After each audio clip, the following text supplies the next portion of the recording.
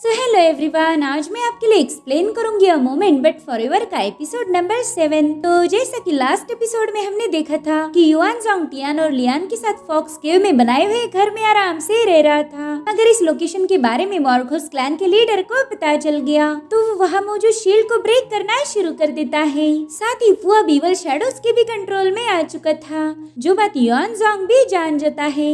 अब आगे तो एपिसोड की शुरुआत में हम हान को देखते हैं, जो कि अपनी इवल पावर को रिलीज करते हुए वॉर्गोस क्लैन में पहुंच गई। उसके आसपास इवल शैडोज मंडरा रही थी, लेकिन वॉर्गोस क्लैन के लोगों ने उसके सामने घुटने टेक दिए। वो कह रहे थे कि हम डीमन लॉर्ड को सर्व करने के लिए तैयार हैं। ये सुनकर हान हंसने लगी। वो कहती है कि एक ऐसा भी वक्त था जब वॉर्गोस क्लैन के लोग डिवाइन लाइट को सर्व किया करते थे, मगर आज तुम अपने देवताओं को छोड़कर शैडो ऑफ डार्कनेस के सामने अपना सिर झुका रहे हो। मानना पड़ेगा जमाना तो काफी तेजी से बदल रहा है। और अब उसने तुरंत ही अपने इवल शैडो की पावर वॉर्गोस क्लैन के कमांडर के अंदर डाल दी। साथ ही उसके वेपन में भी डेमोनिक पावर्स ने एंटर किया, जिससे उस कमांडर की पावर्स काफी हद तक बढ़ गई थी। वो बड़ी ही तेजी से अपने बेल्ट को घुमाते हुए अपने लोगों को उसकी पावर शो करता है। वो कह रहा था, देखो ये है इवल शैडोज की पावर, अब कोई भी हमें रोक नहीं सकता। इधर हान भी काफी ज्यादा खुश हो गई थी। दरअसल अभी तक हमने जो भी कहानी देखी वो फ्लैशबैक की थी। युआन जोंग देखता है कि वॉर्गोस क्लैन के लोगों ने उसके घर को चारों ओर से घेर लिया है। साथ ही उनके लीडर के अंदर इवल शैडोज की पावर आ चुकी थी, जिसके बाद कमांडर अपने सभी सिपाहियों को हुक्म देता है कि जाकर इस पर अटैक कर दो। आज हम किसी भी कीमत पर डिवाइन हैंड हासिल कर लेंगे। तो उन लोगों का सामना करने के लिए युआन ने भी फर्स्ट एरो बैरेज को एक्टिवेट कर दिया। वो वॉर्गोस क्लैन के लोगों पर कई सारे आइस बॉक्स से अटैक कर रहा था, जिसमें वॉर्गोस क्लैन के कई सारे लोग घायल हो गए। साथ ही अब युआन अपनी सोर्ड की पावर को भी एक्टिवेट कर देता है। उसने अपनी डिवाइन हैंड की पावर्स को अपनी सोर्ड में मिला दिया था, जिसके बाद उसने एक ही स्लैश अटैक में कई सारे लोगों को आइसबर्ग में ट्रैप कर दिया और फिर वो उन्हें आइसबर्ग को डिस्ट्रॉय करते हुए उन्हें खत्म कर देता है। मगर उसी वक्त वॉर्गोस क्लैन के कमांडर ने सीधा उसी शील्ड पर अटैक कर दिया, जिसमें युआन जोंग ने टियान और लियान को सेफ रखा था। युआन देखता है कि अब तो शील्ड पूरी तरह से ब्रेक हो चुकी है, यानी कि उन लोगों पर कभी भी अटैक हो सकता है। लियान तो अभी भी बेहोश थी, जिस वजह से युआन को उसकी काफी ज्यादा फिक्र होने लगी और युआन जोंग की परेशानी वॉर्गोस क्लैन के कमांडर को भी समझ आ जाती है। वो हंसते हुए कह रहा था कि तुम खुद को ही बचा नहीं सकते, मगर फिर भी तुम्हें फिक्र दूसरों की है। जिसके बाद वो कमांडर अपने ब्लेड का यूज करते हुए सीधा लियान पर हमला कर देता है। हालांकि युआन जोंग ने वहां जाकर तुरंत ही आइस से बनी एक शील्ड क्रिएट कर ली, जो कि उसके अटैक को रोक लेती है। अब युआन अपनी पूरी ताकत लगाकर उसी शील्ड को पुश करते हुए कमांडर की तरफ जाने लगा। ये देखकर कमांडर काफी ज्यादा भड़क जाता है। अब वो भी युआन जोंग पर अटैक करने के लिए रेडी हो चुका था। उसने तुरंत ही अपने पावरफुल हैमर का यूज करते हुए युआन पर बहुत ही खतरनाक अटैक कर दिया, जिससे वो घायल होकर बड़ी ही तेजी से पीछे जाकर पटक जाता है। अब इन सभी लोगों ने मिलकर तुरंत ही ब्लड बाइंडिंग फॉर्मेशन को एक्टिवेट कर दिया, जो कि वॉर्गोस क्लैन का सबसे पावरफुल फॉर्मेशन माना जाता था। इधर युआन जोंग बुरी तरह से घायल हो जाता है और उसी वक्त उस फॉर्मेशन ने तुरंत ही उसे अपनी ओर खींच लिया। उस पावरफुल फॉर्मेशन ने उसे पूरी तरह से जकड़ लिया था। अब युआन जोंग चाहकर भी कोई मूवमेंट नहीं कर सकता और तभी कमांडर अपने सिपाहियों को हुक्म देता है कि जाकर इसका डिवाइन हैंड कट कर दो। तो एक बंदे ने जाकर सीधा अपनी ब्लेड से युआन के हाथ पर अटैक कर दिया, मगर इससे पहले कि वो हाथ को कट कर पाए, वहाँ पर एक एरो आकर उस बंदे को काफी दूर उड़ा देता है। ये देखकर वॉर्गोस क्लैन का कमांडर भी काफी ज्यादा हैरान हो गया था।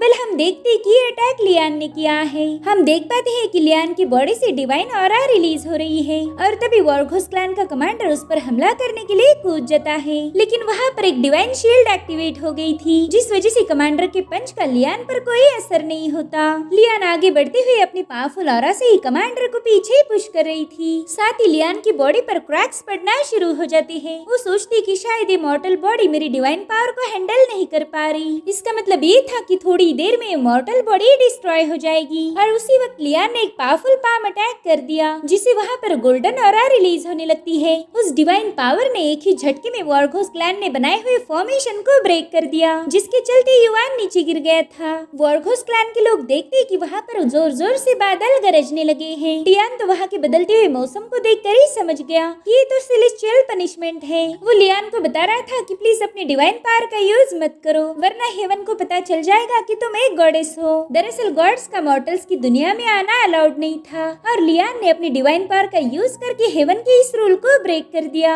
अगर लियान अपनी डिवाइन पावर का यूज करेगी तो मारी जाएगी। साथ ही युआन जोंग भी उसे समझा रहा था कि प्लीज अपनी पावर्स का यूज मत करो, मगर लियान उसकी एक नहीं सुनती। इधर वॉरघोस क्लैन के कमांडर ने अपने सिपाहियों को हुक्म दिया था कि जाकर इसे खत्म कर दो। अब इन लोगों को पता ही नहीं कि उनका सामना किसके साथ है। वो लोग बड़ी ही तेजी से लियान की तरफ आगे बढ़ रहे थे तो लियान ने भी हवा में फ्लोट करना शुरू कर दिया। अब उसने अपनी फुल फ्लेज गॉडेस वाली पावर्स को एक्टिवेट कर दिया था, जिससे वहाँ पर डिवाइन पावर का एक बहुत बड़ा ब्लास्ट हो गया। इस ब्लास्ट में वॉरघोस क्लैन के लोग बुरी तरह से घायल हो गए। साथ ही हम देखते कि लियान की बॉडी अब पूरी तरह से क्रैक हो रही है। थोड़ी देर में वो मॉर्टल बॉडी डिस्ट्रॉय होकर वुशांग अपनी गॉडेस वाली फॉर्म में आ चुकी थी। अपने सामने एक डिवाइन गॉडेस को देखकर वॉरघोस क्लैन के लोग शॉक हो गए। युआन जोंग की तो वुशांग को देखकर ही होश उड़ गए। इधर वॉरघोस क्लैन के लोग भी उसके सामने नील करने लगे, लेकिन ये बात कमांडर को बिल्कुल भी अच्छी नहीं लगती। वो गुस्से में आकर अपने ही लोगों को खत्म कर रहा था। वो कहता है कि अगर तुम में से किसी ने भी इसके सामने अपना सिर झुकाया तो मैं तुम्हें मार दूंगा।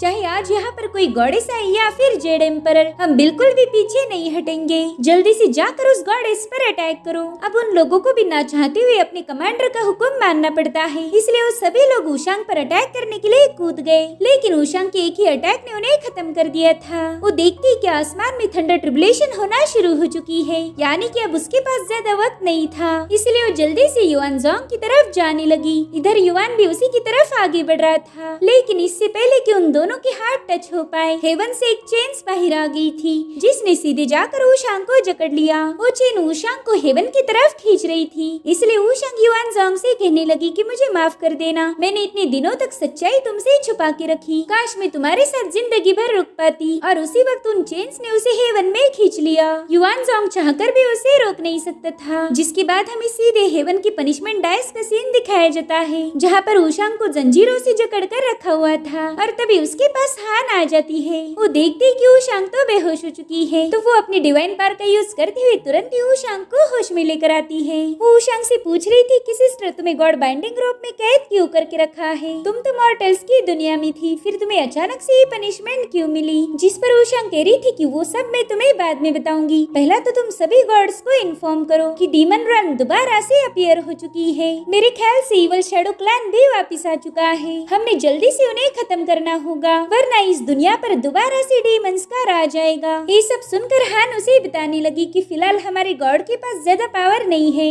और हमारे वॉर गॉड टाइहे ने तो खुद को सील करके रखा है, फिर भला हम इवल शैडोज का मुकाबला कैसे कर पाएंगे? वुशांग, अब तो बस डिवाइन हैंड ही हमारी डिवाइन रन को बचा सकता है। जिस पर वुशांग कहने लगी कि मैं युआन जोंग से डिवाइन हैंड हासिल नहीं कर पाई, अगर मैं उससे वो छीन लेती तो शायद उसकी मौत हो जाती। ये सुनकर हान भड़क गई। वो कह रही थी कि हमारी डिवाइन रन एक मॉर्टल की जान के मुकाबले काफी ज्यादा कीमती है, मगर तुमने गॉडेस होकर भी अपनी ही रन को धोखा दिया। अब इस पर क्या जवाब दिया जाए, ये तो वुशांग को कुछ भी समझ नहीं आ रहा था। तभी हान उसके करीब जाकर कहने लगी कि अगर तुम युआन जोंग को खत्म नहीं कर सकती तो कोई बात नहीं, ये काम तुम मुझ पर छोड़ दो। ये सुनकर वुशांग काफी ज्यादा हैरान हो गई। अब उसे सब कुछ समझ आ रहा था। वो कह रही थी कि तुमने वॉरघोस क्लैन को डिवाइन क्रिस्टल दिया था, जिनकी मदद से उन्होंने युआन जोंग पर हमला किया। ये सुनकर हान हंसने लगी। वो कह रही थी कि वुशांग, हमारे पास ज्यादा वक्त नहीं है, हमें जल्दी से उस डिवाइन हैंड पर कब्जा करना ही होगा। साथ ही वुशांग को अपना हाथ दिखाते हुए कहने लगी कि कुछ दिनों के बाद ही ह्यूमन ट्रिबुलेशन होने वाला है। तुम्हें तो अच्छे से याद ही होगा कि गॉड और डीमन के बैटल के बाद हमारी बॉडीज डिस्ट्रॉय होना शुरू हो गई, इसलिए कई सारे गॉड और गॉडेस ने डिवाइन क्रिस्टल का यूज करके अपनी बॉडी और सोल को डिस्ट्रॉय होने से बचा लिया।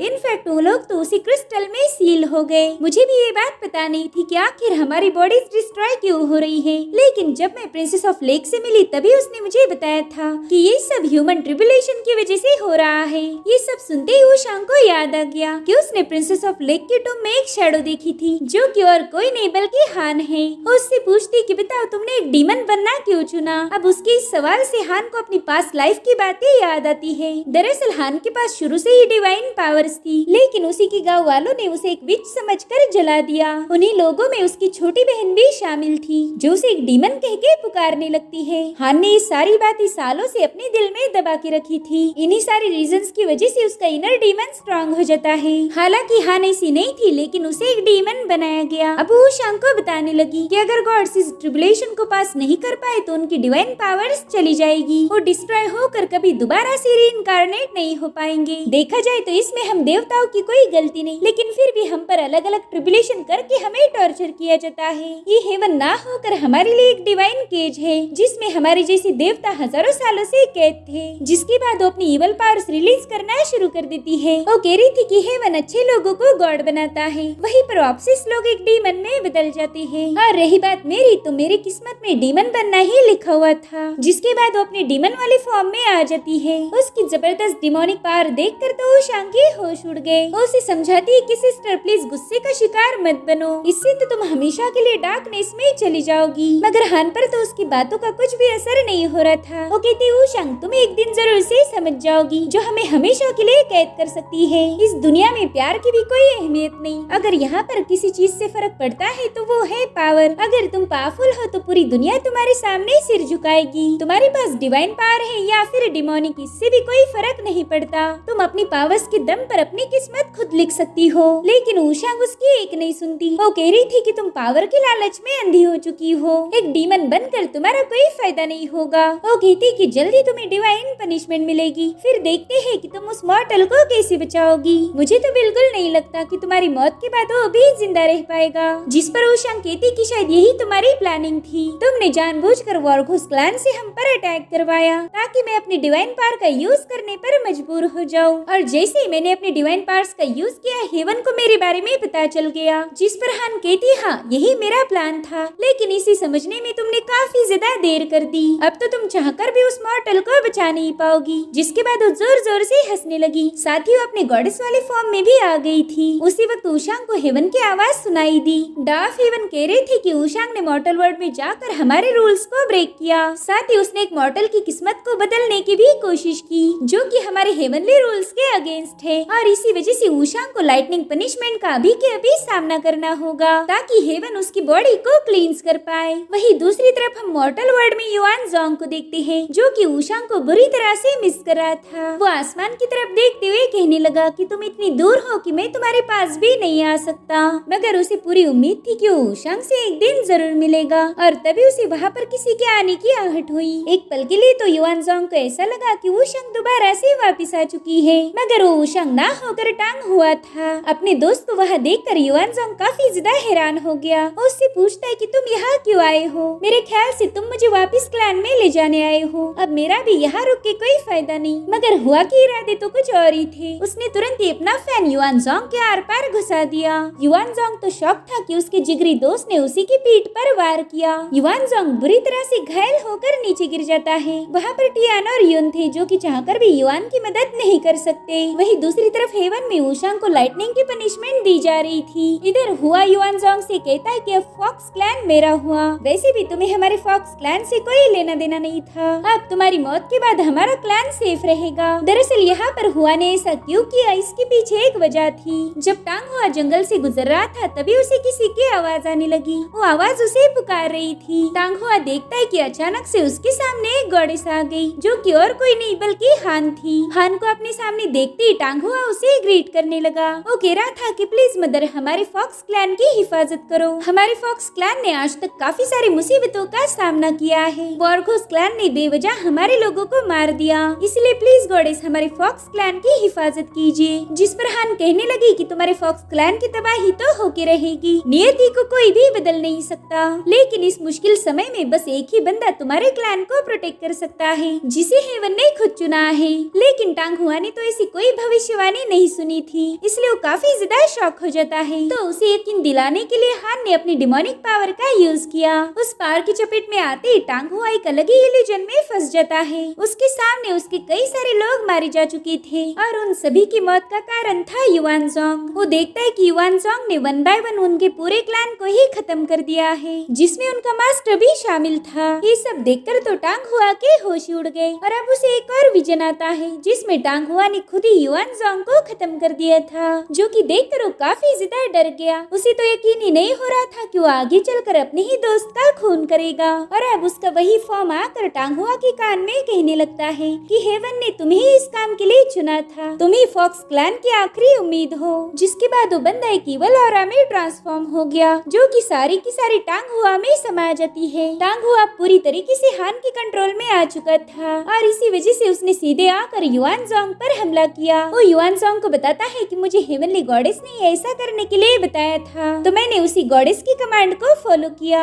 आगे चलकर तुम हमारे क्लैन को बर्बाद कर देते, इसलिए तुम्हारा मरना तो तय है। जिसके बाद वो अपनी पावर्स को एक्टिवेट करते हुए वहाँ पर एक फॉर्मेशन क्रिएट कर देता है। युआनजोंग जानता था कि ये टांग हुआ का सबसे डेडलीस्ट फॉर्मेशन है, यानी कि अब उसकी सर्वाइवल के बिल्कुल भी चांसेस नहीं थे। इस फॉर्मेशन को डीमन सप्रेसिंग कर्स किलिंग फॉर्मेशन कहा जाता है, जो कि फुल्ली एक्टिवेट होते ही युआनजोंग को हवा में उठाने लगता है। युआनजोंग उस फॉर्मेशन की चपेट में आकर बुरी तरह से तड़प रहा था, मगर फिर भी उसे मौत से डर नहीं था। वो लियान को याद करते हुए कहता है कि शायद मेरी मौत के बाद हमारी दोबारा से मुलाकात होगी। इधर टांग हुआ ने अपनी पावर्स को बढ़ा दिया ताकि युआनजोंग जल्दी से खत्म हो जाए। इस बार तो फॉर्मेशन सीधा उसकी सोल को ही डैमेज करता है, जिस वजह से वुशांग को भी तकलीफ होने लगी। ये दोनों भी डिवाइन हैंड के जरिए कनेक्टेड थे। अगर टांग हुआ युआनजोंग को खत्म करता है तो वुशांग वैसे भी कमजोर हो जाएगी। साथ ही उस पर गिरने वाली लाइटनिंग ने उसे और ज्यादा वीक बना दिया था। वो युआनजोंग से कह रही थी कि तुम मर नहीं सकते और ना ही मैं तुम्हें मरने दूंगी। जिसके बाद वो तुरंत ही अपनी पावर्स को एक्टिवेट करते हुए हवा में फ्लोट करने लगी। मगर वहाँ पर दो ह्यूज हेवनली गार्ड्स थे